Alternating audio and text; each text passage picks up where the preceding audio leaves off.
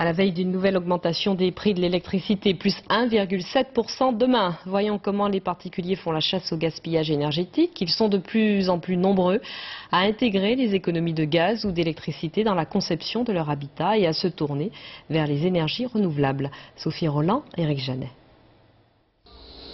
Pas de vacances au soleil pour les propriétaires de cette maison. Ils profitent de l'été pour agrandir. La maison est équipée au gaz. Les 60 mètres carrés supplémentaires le seront aussi.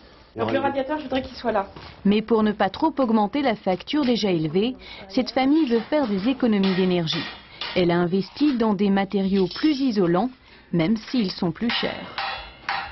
On a choisi un nouvel isolant qui est plus mince et surtout qui est beaucoup plus efficace que la laine de verre.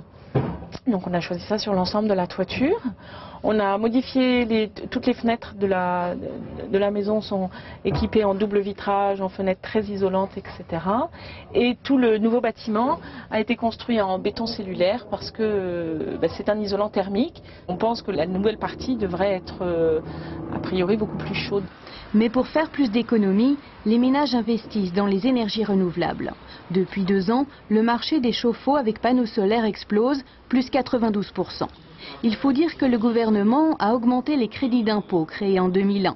Avec cette incitation fiscale, le délai d'amortissement du coût d'installation se réduit, cela va continuer.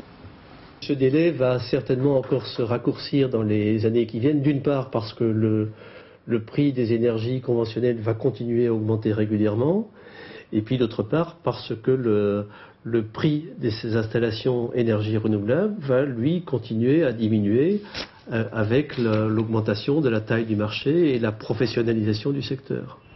Mais la France reste en retard par rapport à ses voisins. Le parc des panneaux solaires atteint à peine 1 million de mètres carrés contre 6 en Allemagne.